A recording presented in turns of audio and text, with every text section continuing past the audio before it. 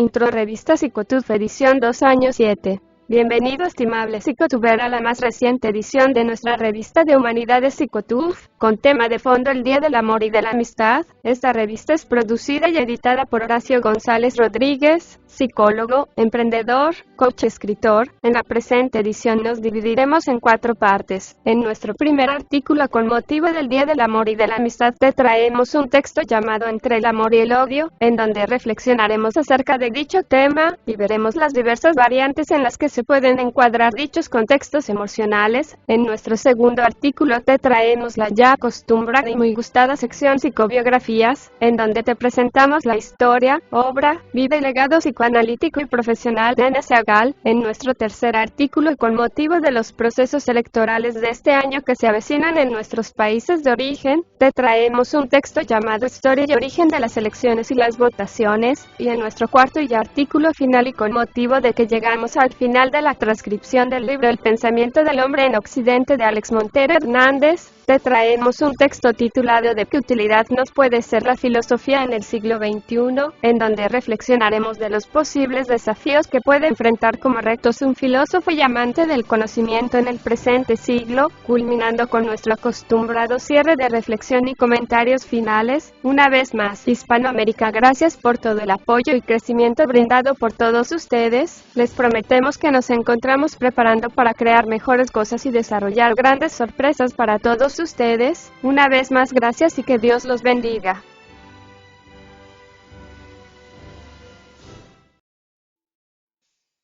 Entre el amor y el odio. Como en cada 14 de febrero se habla mucho acerca de las celebraciones del mes del amor y de la amistad, sobre lo que significa tan noble sentimiento que por demás siempre se trata de llenar con muchas explicaciones, y hasta con detalles de todo tipo. Pero ¿qué ocurre cuando una persona se debate entre el amor y el odio? Vamos a verlo desde el ángulo de las distintas perspectivas. Definamos pues un poco el concepto de amor. Sentimiento de vivo afecto e inclinación hacia una persona, cosa a la que se le desea todo lo bueno.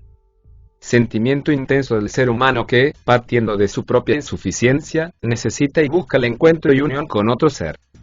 Sentimiento hacia otra persona que naturalmente nos atrae y que, procurando reciprocidad en el deseo de unión, nos completa, alegra y da energía para convivir, comunicarnos y crear. El amor es el vínculo de afecto que nace de la valoración del otro e inspira el deseo de su bien. Puede verse como un valor o como una propiedad de las relaciones humanas. El concepto del amor es amplio y complejo. Puede referir al amor como amistad, amor romántico, amor filial, amor propio, amor místico, amor por una causa. Link fuente. https://dlet.rae.es/amor y https www.significados.com/amor/. Ahora bien, ¿cómo nos irá definiendo su contraparte básica como lo es el odio como tal? Sentimiento profundo e intenso de repulsa hacia alguien que provoca el deseo de producirle un daño o de que le ocurra alguna desgracia. Antipatía y aversión hacia algo o hacia alguien cuyo mal se desea. Link fuente.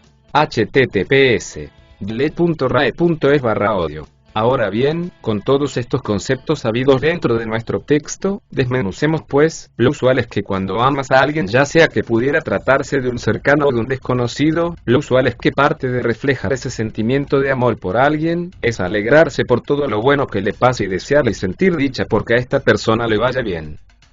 Pero ¿qué ocurre cuando sucede lo contrario? Pues, una persona siente celos y envidia, alegría malsana hacia ese pariente, o desconocido que en último caso representa a su prójimo, le agrada y siente placer porque a dicha persona le vaya mal, cuando lo que se supone que debería de imperar en el mundo es desearle el bien, inclusive aquellos que nos desean lo han hecho el mal, cuando muchas veces sucede que dicha persona es solamente odiada porque sí, porque la otra persona, la que cela y envidia, pues se siente inferior a la otra persona que le causa en apariencias amargura y rencor. Se da el curioso caso de que la persona quiere ser venerada o admirada por la persona que detesta, quiere despertar en la otra persona ese sentimiento horrible y espantoso, del celo y la envidia que le carcome por dentro, ya que nunca es bonito sentir dichas cosas y enferma y daña las emociones, mente y cuerpo. Es como una droga que destruye y ni siquiera te das cuenta, y al ver que esto muchas veces no sucede, su último recurso y tabla de salvación, es tirar basura y hablar mal del otro, es el recurso del que está abajo y se siente abajo, abajo, nunca vas a ver a alguien de una posición más arriba tirándole basura y hablando mal de abajo. Puede ocurrir que ambos se odien y sean enemigos, y como cortados con la misma tijera se harán lo mismo el uno al otro como enemigos jurados en perpetua guerra.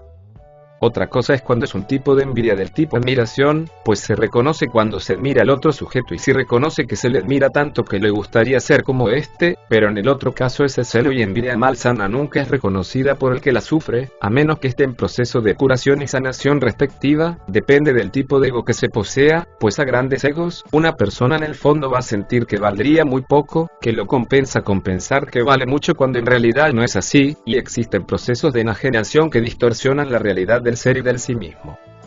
Pero las buenas personas y de corazón noble, jamás se pondrán en dicha posición de hacer o desear el mal a otros, lo cual nos lleva a discernir porque los sentimientos del rencoroso son malos y nocivos, es que desea el mal de los otros, en especial aquellos que ni siquiera conoce. Una persona de noble limpio corazón desea el bien y hasta si puede ora por aquellos que le odian. Otro detalle es que uno no confíe del todo en una persona que no conoce muy bien, o que sabe que dichos sujetos no suelen ser de fiar, pero es muy diferente a odiar y a desear el mal. Cuando eres de buen corazón hasta ayudarías a aquel que te odia o que se encuentra distante de nuestra persona, a menos que te haya hecho mucho daño y no sea una persona realmente confiable. Existen casos en que una persona por un trastorno de la personalidad o una enfermedad mental, ama y odia, a veces cuando ha estado enferma de amores, como podríamos decir o llamar a la susodicha, ama y odia, pasa del amor al odio en cuestión de un instante, pues como diría Jorge Bucay, existe el amor, el odio y también el amodio. Los sentimientos también pueden encontrarse entremezclados como en cóctel. Una obsesión mal llevada te puede llevar a sentir odio por aquella persona por la cual te sentías obsesionadamente enamorada. Conocer al otro es importante para saber si te termina odiando, en el mejor de los casos amando, y esto conlleva algo de tiempo por lo general. Otra cosa es dejar de amar a alguien que no te corresponde o que simplemente no le agradas, que muchas veces hay de cierto que centrarse en odiar a muchos o basta con una sola persona, es señal de odiarse a uno mismo, nunca haber podido ser feliz con quien se es y con lo que se posee, cero espiritualidad, y por lo tanto cero sentimiento de gratitud hacia lo que se posee, aunque de vez en cuando pasaremos diversos momentos de agrado o desagrado hacia nosotros mismos, y hacia nuestras características personales, ya sean estas buenas o malas. Ese odio ciego hacia nosotros nos lleva a la discriminación y hacia el menosprecio hacia ciertos grupos culturales diferentes a nosotros. Las personas muchas veces se convierten en víctimas de alguien que pasa de las palabras y pensamientos a los hechos y se centran que su único objetivo de vida es hacer y ver mal al otro. Y a todo esto en Revista Psicotuf te deseamos un feliz día del amor y la amistad, y si por desgracia algo de esto te es familiar y vives en este pequeño gran infierno, te invitamos a que busques ayuda, y si dejar comentarios te ayuda a desahogarte, adelante, el video es tuyo. Saludos y siempre te deseamos lo mejor. Psicobiografías. Hannah Segal. Primeros años. Hannah Segal se llamó Hannah Posanska en el momento de nacer, en 1918, en el seno de una culta familia de Lodz, Polonia. Fue criada en Varsovia mientras sus padres solían estar ausentes, viajando como era costumbre en esa época y en ese medio. La pérdida de su hermana Wanda, de 4 años, cuando ella contaba con apenas 2 años y medio de edad, significó un golpe muy duro. Segal llegó a confesar que fue una niña bastante solitaria en su hogar y muy comprometida con la escuela. Su familia se instaló en Ginebra cuando ella tenía 13 años, lo cual trajo aparejado su contacto con distintas culturas y situaciones políticas. A los 16 años decidió retornar a Polonia para cursar allí su bachillerato. Se dedicó a leer la mayor cantidad posible de obras de Freud y muchos otros temas. Al ser expulsada de Ginebra, su familia se trasladó a París, donde ella se les unió en el año 1939. En 1940 partieron para el Reino Unido y allí ella se instaló en Edimburgo para culminar sus estudios de medicina, carrera y trabajos publicados.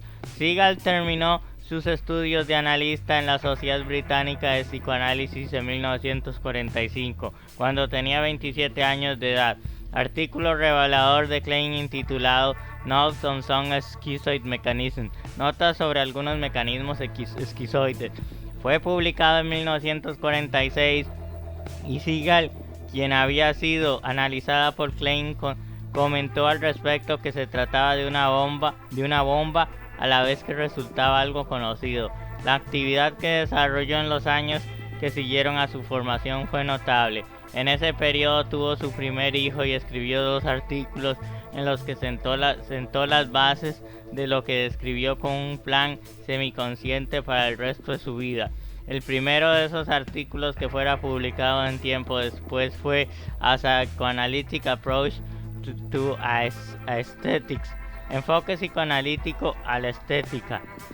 Y el segundo fue el que escribió para su admisión en la práctica profesional, llamado Some Aspect of the Analysis of a Schizophrenic, algunos aspectos del análisis de un esquizofrénico. Allí se describe la fundamentación de los 2 principales intereses de Siegel, la creatividad y la psicosis.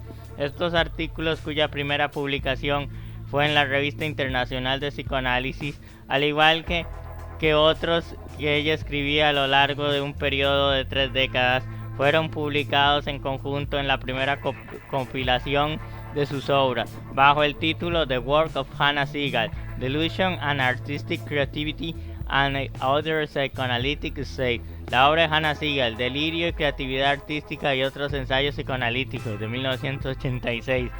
Durante los primeros años de actividad de Hannah Siegel como psicoanalista, también se publicaron sus primeros 2 libros, Introduction to the Work of Melanie Klein, Introducción a la obra de Melanie Klein, de 1964, y Klein en 1979.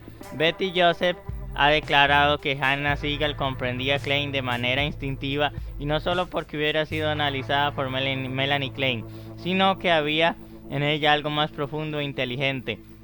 Como parte de su larga vida profesional dedicada a la práctica y docencia del psicoanálisis, a escribir sobre la materia, Siegel publicó otros 3 libros, Dream, Fantasy and Art, Sueño, Fantasma y Arte, en 1991, Psychoanalysis, Literature and War, el psicoanálisis, la literatura y la guerra, y en 1997, y Yesterday, Tomorrow, Today and Tomorrow, Ayer, Hoy y Mañana, 2007. Conceptos contrastantes. Sorprende la frecuencia con que Siegel escribía sobre conceptos contrastantes. Esto se pone de manifiesto, por ejemplo, en sus influyentes artículos sobre símbolos, ecuaciones simbólicas, la creatividad y el delirio, las pulsiones de vida y de muerte, sobre la fantasía y la realidad, así como en su último libro, donde hermanó la caída de Adán y Eva con la caída de Lucifer y el voyerismo y la curiosidad. En todos esos trabajos se transunta su permanente esfuerzo en la exploración de la intrincada relación que existe entre el funcionamiento creativo y psicótico. En la esfera sociopolítica, Siegel también investigó y aclaró la relación entre las fuerzas sanas y las psicóticas en lo que refiere a la proliferación nuclear, las guerras y el significado simbólico y el efecto psicológico del 11 de septiembre. Junto con Herbert Rosenfeld, Wilfred Bion y Betty Joseph, Siegel forma parte de un reducido grupo de importantes pensadores cuya influencia continúa siendo fundamental para el desarrollo del psicoanálisis. Durante los primeros tiempos ellos se reunían en el pequeño seminario organizado por Klein. John Steiner ha escrito sus primeros trabajos como optimismo pionero. Hacia el final de sus días, cuando Siegel se le pidió su opinión acerca de lo que el futuro depararía para el psicoanálisis, aunque para ese entonces su sensación de optimismo ya se había convertido en firme determinación, mantenía la idea de que era fundamental continuar prestándole atención al poder de la parte psicótica de la personalidad, tanto en el paciente como en la mente del analista y en el mundo sociopolítico. Siegel falleció en el año 2011. Publication 1964, Siegel Age, Introduction to the Work of Melanie Klein, Heinemann, republished by Hogarth Press. 1979, Siegel Age, Klein, Fontana. 1986, Siegel Age, The Work of Hannah Siegel, Delusion and Artistic Creativity and Another Psychoanalytic Essay, Free Association Books. 1991, Siegel Age, Dream, Fantasy and Art, Routledge. 1997, Siegel Age, Psychoanalysis, Literature and War, Routledge. 2007, Seagal Age, Yesterday, Today and Tomorrow, Routledge. Link fuente, Melanie Klein, Ross Org, UKS, Writer, Hannah Seagal, Crest. Listo, terminamos por acá.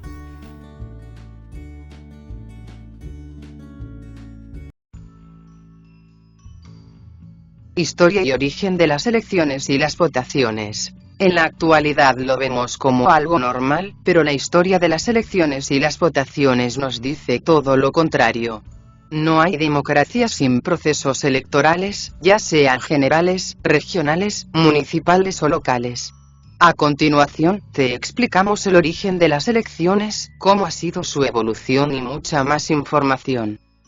Origen de las elecciones. Lo primero que necesitamos saber es cuándo se produjeron las primeras elecciones de la historia.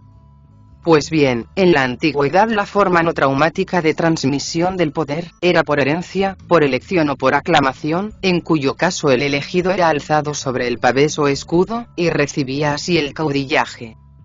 Las elecciones encaminadas a dotar de cargos a la administración era práctica habitual en el mundo clásico.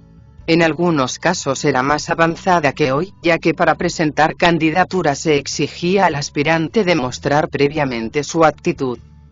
Se puede afirmar que antes del siglo V a.C. no existió la política, relación entre los poderes y sus súbditos. El gran avance fue protagonizado por Grecia al reconocer que ante todo deben estar los intereses públicos, y se ocupó de ordenar y estudiar la naturaleza de los derechos de la gente. Por tanto, podemos afirmar que, a la pregunta ¿quién inventó las elecciones?, la respuesta es que las elecciones fueron creadas por los antiguos griegos. Los griegos fueron los primeros en rescatar el cuerpo político-social de manos de los charlatanes, para dejarlo en manos de la gente más honrada de la época, los médicos.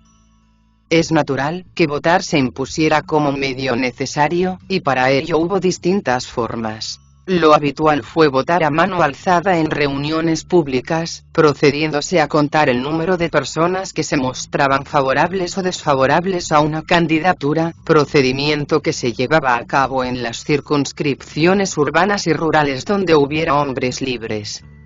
También se utilizaban para votar piedras blancas y negras. Las blancas apoyaban la candidatura y las negras la rechazaban. La primera ley electoral se redactó en el 139 a.C. en Roma, e introdujo el concepto de papeleta electoral. Pero claro, la papeleta no era de papel sino de madera fina pulida sobre la que el elector escribía el nombre del candidato de su elección. Ya entonces se dijo, el voto es más fuerte que la espada, y aporta soluciones más largas. Evolución del sistema electoral. El sistema electoral evolucionó durante el período del Imperio Romano. Como en todo, la caída del mismo supuso un retroceso. El feudalismo medieval acabó con el sistema que se había apuntado ya en el mundo grecolatino, aunque a diferencia de hoy, las monarquías fueron electivas durante siglos, de acuerdo con el sistema visigodo. También fueron elegidos por los fieles, durante los primeros 1000 años de la Iglesia, los altos cargos y dignidades, papas y obispos. Después fueron los cardenales quienes eligieron al papa directamente. La elección papal por el colegio cardenalicio empezó a hacerse mediante elecciones con voto secreto a partir de 1562. Las elecciones de carácter político se conservaron, hasta cierto punto, en las ciudades-estado italianas, a cuyo sistema democrático se debe la prosperidad de que gozaron a lo largo de la Edad Media, mientras en gran parte de Europa imperaba el sistema feudal. El receptor de la confianza pública se obligaba a cumplir lo prometido de manera formal, y si no lo cumplía se le exigían responsabilidades, e incluso podía terminar en la cárcel. En el Renacimiento, se empezó a hablar de la ponderación del voto ponderado. Se aludía a la costumbre clásica de valorar más el voto de unos que de otros. Haber sido votado por fulano, reputado de hombre sabio y ecuánime, era más importante que haber recibido el voto de otros. El voto era conocido de antemano. El sistema electoral inglés permitía a un hombre votar según sus cargos, hacienda y saber 3 veces en unas mismas elecciones. En alusión a todo esto, el poeta alemán Friedrich von Schiller recoge una frase antigua según la cual los votos deben pesarse, no contarse. Origen de los mítines. Hubo mítines también en las elecciones antiguas. En la Grecia del siglo VI a.C., se contrataba a actores para que sirvieran de portavoces de las ideas políticas del candidato y para que con su experiencia teatral dieran un mitin a favor del candidato. El meeting, voz procedente del gerundio inglés meeting igual reunión, encuentro, es una vieja práctica. El discurso político es tan antiguo como el sermón religioso o la arenga militar. Los antiguos manuales de retórica aconsejaban hablar a la multitud como si se estuviera hablando a los amigos, y se disponía el discurso en forma de diálogo. Se hablaba de sentimientos más que de ideas, mientras con habilidad se sugerían mejoras y promesas sin programa político. De hecho, se desaconsejaba al candidato explicar cómo y cuándo iba a hacer lo que prometía. Para ganarse la voluntad y captar la simpatía, los candidatos contaban chistes a sus posibles votantes y acto seguido lloraban al recordar alguna desgracia patria. El fin era impresionar. El orador se subía a un podio, ahuecaba la voz con las palmas de la mano y pedía atención. A su alrededor partidarios y enemigos del candidato disputaban e incluso se peleaban, de ahí la frase montarse el pollo, que no es otra cosa que subirse el orador al podio para comenzar a hablar. En cuanto a la credibilidad, todos sabían que los candidatos estaban dispuestos a prometer lo que fuere con tal de conseguir el cargo. Y en cuanto a los electores, la compra del voto se remonta a la antigüedad. Normalmente el censo electoral era alterado. Cuando en 1928, el político liberiano Charles King fue reelegido presidente de Liberia, lo fue por cerca de 250.000 de votos, cuando el censo no contenía más de 160.000. Sistema electoral. En la democracia se habla de la democracia más antigua de Occidente, referido al Reino Unido. Sin embargo, el Parlamento inglés fue cosa del francés Simón de Montfort, que, en 1265, organizó un levantamiento contra Enrique III, y se convirtió en jefe del reino tras ganarse el apoyo popular convocando a los representantes de los distritos, iniciativa que sigue vigente. Y en cuanto a derechos, cualquier fuero medieval otorgado por el rey a una ciudad o pueblo contemplaba casi tantos, si no más derechos que la llamada Carta Magna. En cuanto a la democracia americana, hay que decir que durante los primeros 35 años de la nación el presidente no era elegido por el pueblo. El voto popular no formó parte del sistema hasta la elección del sexto presidente, John Quincy Adams, en 1824. Antes de esa fecha era el colegio electoral quien elegía al presidente entre los candidatos que ellos mismos habían seleccionado. No fueron elegidos por el pueblo ni George Washington, ni John Adams, ni Thomas Jefferson, ni James Madison ni James Monroe. Además, los negros no tuvieron ese derecho de votar en las elecciones hasta 1867. También las mujeres tardaron en conseguirlo. Etimología de la palabra candidato. La terminología relacionada con el sistema electoral conserva su carácter latino. El término candidato procede de candidus igual blanco, en alusión a la toga que vestía el que se presentaba a las elecciones o aspiraba a un cargo público, forma plástica de mostrar la pureza de intenciones, la buena disposición. Etimología de la palabra votar. El término aparece en castellano con su actual significado en el 16. Las palabras voto y votar son más antiguas. Emplea el término Gonzalo de Berceo a principios del siglo XIII, y procede del latín votum igual promesa. Link fuente. https curiosferahistoria.com/historia de las elecciones votaciones/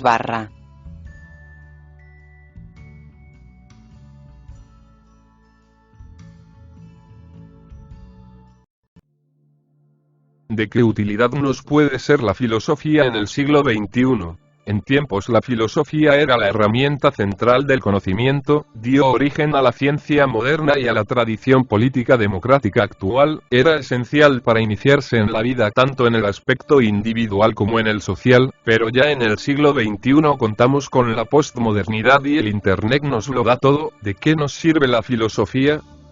Este artículo nace como corolario de cierre tras haber estado desarrollando en 22 partes y en su versión completa el libro El pensamiento del hombre en Occidente de Alex Montero Hernández, en el cual reflexionamos acerca de los conocimientos filosóficos que fueron pilares en la conformación de nuestra sociedad actual.